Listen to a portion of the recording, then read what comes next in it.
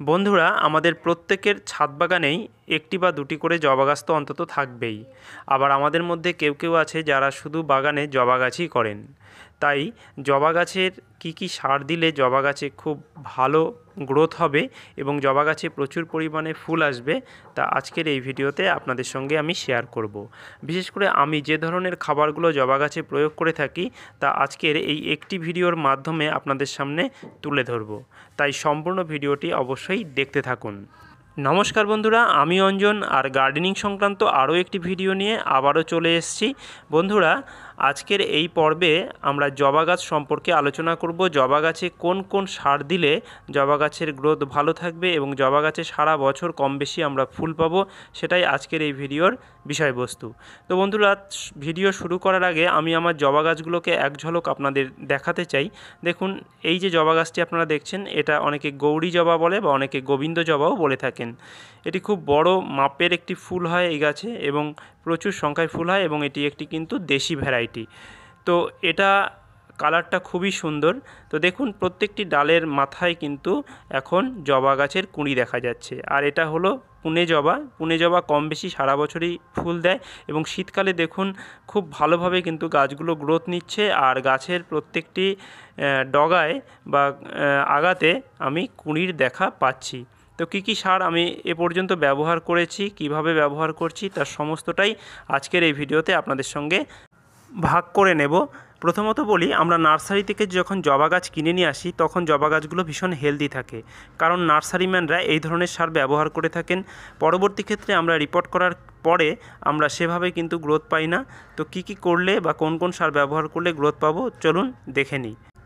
আমার এই জবা গাছগুলোর প্রত্যেকটি ডালের আগায় কিন্তু কুঁড়ি দেখতে পাওয়া যাচ্ছে এবং প্রত্যেকটি ডালেই কিন্তু প্রতিদিন কম বেশি দু একটি করে জবা ফুল ফুটছে। জবা ফুলের স্থায়িত্ব কিন্তু একদিন, অর্থাৎ যে ফুল ফোটার পরে এটি একদিন স্থায়ী হয়, পরের দিন কিন্তু জবা ফুল আবার ঝরে পড়ে যায়।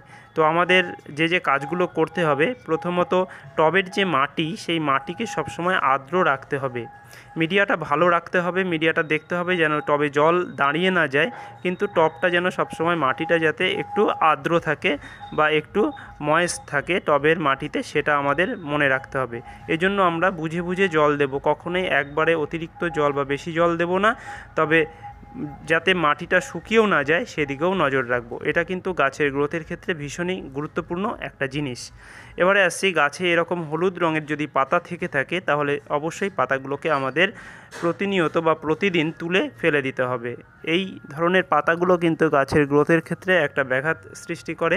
এছাড়া ফুটে যাওয়া যে ফুলগুলো রয়েছে বা কুঁড়িগুলো রয়েছে সেইগুলোকে কিন্তু আমাদের একটু রিমুভ করে দিতে হবে। এতে গাছের স্বাস্থ্য ভালো থাকবে এবং গাছকে পরিষ্কার পরিচ্ছন্ন লাগবে, দেখতেও ভীষণ ভালো লাগবে। এগুলো হলো গাছের বাহ্যিক পরিচর্যা। তো এগুলো আমরা প্রতিদিন যখন বাগানে ঘুরতে আসব তখন এই কাজগুলো করব। আর এর পাশাপাশি যখন এই কাজগুলো করতে থাকব তখন গাছটাকে ভালো করে দেখব যে গাছের পাতায় কোনো পোকামাকড়ের উপদ্রব হয়েছে কিনা বা গাছের পাতাগুলো কুঁকড়ে যাচ্ছে কিনা, এই ধরনের কোনো সমস্যা হয়েছে কিনা সেগুলো একবার আমরা দেখব। তো এগুলোও কিন্তু আমাদের পরিচর্যার মধ্যেই পড়ে। অর্থাৎ একটি গাছকে ভালো করে তুলতে গেলে আমাদের অবজারভেশন বা পর্যবেক্ষণ গুরুত্বপূর্ণ ভূমিকা রাখে। বন্ধুরা, এর পরবর্তী ক্ষেত্রে আমরা যে কাজটি করব সেটা হলো, এই গাছের যে টবের মাটি রয়েছে সেই টবের মাটিতে কোনো আগাছা জন্মেছে কিনা সেটা আমাদের লক্ষ্য রাখতে হবে। যদি কোনো আগাছা জন্মে থাকে সেগুলোকে আমরা এইভাবে আঙুলের সাহায্যে তুলে ফেলে দেব বা রিমুভ করে দেব। এটাও কিন্তু খুব গুরুত্বপূর্ণ একটি কাজ। টবের মাটিতে এই আগাছাগুলো টবের মাটিতে খাবার দেওয়ার পরে সেই খাবারে ভাগ বসায়। তাই আমাদের এই টবের আগাছাগুলোকে অবশ্যই মাঝে মাঝে এইরকম তুলে ফেলে দিতে হবে। তারপরেই আমরা গাছের খাবার দেব, কারণ এই আগাছাগুলো থাকা অবস্থায় যদি আমরা গাছে খাবার দিই তাহলে খাবারে কিন্তু টান পড়বে, কারণ এই আগাছাগুলো সেই খাবারগুলোয় ভাগ বসাবে এবং আগাছাগুলো দ্রুত বৃদ্ধি পাবে। তাই গাছে শুধুমাত্র যাতে যে আমার যে প্রত্যাশিত যে গাছটি বা যে গাছটিকে আমি খাবার দিচ্ছি শুধুমাত্র সেই গাছটি যাতে খাবারটা পায় সেদিকে লক্ষ্য রাখার জন্য আমাদের টবের এই আগাছাগুলোকে অবশ্যই তুলে ফেলে দিতে হবে। তো বন্ধুরা, এবারে আসছি গাছে কি খাবার দেব। তো প্রথমেই আসি রাসায়নিক খাবার আমরা কি দিতে পারি। রাসায়নিক খাবার হিসাবে আমরা ডিএপি দানাকে দিতে পারি। ডিএপি, ডাই অ্যামোনিয়াম ফসফেট, অত্যন্ত উপকারী একটি সার বা গাছের বৃদ্ধি ঘটানোর জন্য ভীষণ ভীষণ গুরুত্বপূর্ণ একটি সার। তো ডিএপি কটা দেবো আমরা 10 থেকে 12 দানা ডিএপি কী করব, আঙুলের সাহায্যে নিয়ে একদম টবের কিনারা বরাবর বা ধার বরাবর আমরা কাণ্ড থেকে 4-5 আঙুল দূর দিয়ে একদম টবের কিনারা বা ধার বরাবর এইভাবে চারি সাইড দিয়ে 10-12টা করে দানা দিয়ে দেব। তো এটা খুব সহজ একটা সার, আমরা খুব সহজলভ্য, যে কোনো ফার্টিলাইজারের দোকানে আমরা এটা পেয়ে যাব এবং সেটাকে নিয়ে এসে এইরকমভাবে আমরা গাছের গোড়াতে এরকম 10-12 দানা করে দিয়ে দিতে পারি। তো আমাদের মধ্যে অনেকেই যারা সময়টা কম পান অন্যান্য সার তৈরি করার ক্ষেত্রে, তো এটাকে আমরা ব্যবহার করতে পারি মাসে একবার করে। এটা ব্যবহার করলেও কিন্তু গাছের গ্রোথ ভালো থাকবে এবং গাছ খুব ভালোভাবে বেড়ে উঠবে। এরপরে আসছি জৈব সারের ক্ষেত্রে। আমাদের অনেকেই আছে যারা রাসায়নিক সার দিতে পছন্দ করি না, শুধুমাত্র জৈব সার দিতেই পছন্দ করি এবং জৈবভাবে বাগান করার চেষ্টা করি। তাদের জন্য এই সারটা কিন্তু আমরা দিতে পারি। আমি যেটা দিয়ে থাকি সাধারণত সেটা হচ্ছে গোবরের সার। গোবরের সার যদি না পান সেক্ষেত্রে ভার্মি কম্পোস্ট দেবেন এবং এর সাথে নিম খোল দেবেন, খুব ভালো কাজ করে। হাড়ের গুঁড়ো আমি সাধারণত অ্যাভয়েড করি, কারণ গাছের ফুল যেহেতু আমার পুজোর কাজে ব্যবহৃত হয়, তাই হাড়ের গুঁড়োকে সাধারণত আমি গাছে ব্যবহার করি না। তো হাড়ের গুঁড়ো এখানে আমি দিচ্ছি না, তার বদলে আমি এখানে গাছের শিকড়ের গ্রোথ যাতে ভালো হয় বা খুব ভালোভাবে যাতে গ্রোথটা খুব ভালো হয় শিকড়ের, সেটা তো থাকছেই। তার সাথে যেটা হয় সেটা হচ্ছে জল ধরে রাখার ক্ষমতা, বা আমরা যে মাইক্রোনিউট্রিয়েন্টসগুলো গাছে দিই সেইগুলোকে ইনটেক করার ক্ষমতা বা গ্রহণ করার ক্ষমতা, এটা বাড়ায় হচ্ছে এই র্যালি গোল্ড নামক একটা মাইক্রোরাইজার সার, যেটা আমরা ফার্টিলাইজারের দোকানে খোঁজ করলেই পেয়ে যাব। তো প্রত্যেকটি জবা গাছের জন্য আমি মোটামুটিভাবে 3 মুঠ থেকে 4 মুঠ মতো গোবরের সার নিয়েছি, সেখানে নিমখোল পরিমাণ মতো মিশিয়ে নিয়েছি 2 মুঠ মতো, এবং তার সাথে এখানে কিছুটা পরিমাণ এই মাইক্রোরাইজা সার দিয়ে দিচ্ছি। মাইক্রোরাইজা সারের যে ব্র্যান্ড, যেটা বললাম rally gold, tata rally gold, খুব ভালো কাজ করে। তো এইটাকে আমি দিয়ে দিচ্ছি, এটা গ্র্যানুলস আকারে পাওয়া যায়। তো এটাকে মিশিয়ে দিয়ে খুব ভালোভাবে এটাকে মিশিয়ে নেব এবং সেই মিশ্রণটাকেই প্রত্যেকটি গাছে পরিমাণ মতো দিয়ে দেব। এই মাইক্রোরাইজা সার অত্যন্ত উপকারী একটি সার। এটি ব্যবহারে আমার গাছ, প্রত্যেকটি গাছ খুব ভালো হচ্ছে। বাগানের প্রায় প্রত্যেক গাছেই এটাকে ব্যবহার করছি এবং বোগেনভিলিয়ার জন্য স্পেশালি খুবই ভালো। সেই সাথে জবা গাছ সহ অন্যান্য যে ধরনের গাছেই আপনারা দিন না কেন খুব ভালো। মাইক্রোরাইজা সারের প্রধান কাজ হলো রুট সিস্টেমকে উন্নত করা। রুট সিস্টেম যত ভালো হবে তত আমাদের দেওয়া যে খাবারগুলো, সেই খাবারের যে নিউট্রিয়েন্টসগুলো বা পুষ্টিগুলো, সেগুলো গাছ গ্রহণ করতে পারবে এবং গাছে বৃদ্ধি বিকাশ ভালো হবে। সেটা কিন্তু গাছে প্রতিফলিত হবে, সেই বৃদ্ধি বিকাশ বা গাছের যে চেহারা আমূল পরিবর্তন হবে। তো এই মাইক্রোরাইজা সারকে অবশ্যই আপনারা ব্যবহার করুন।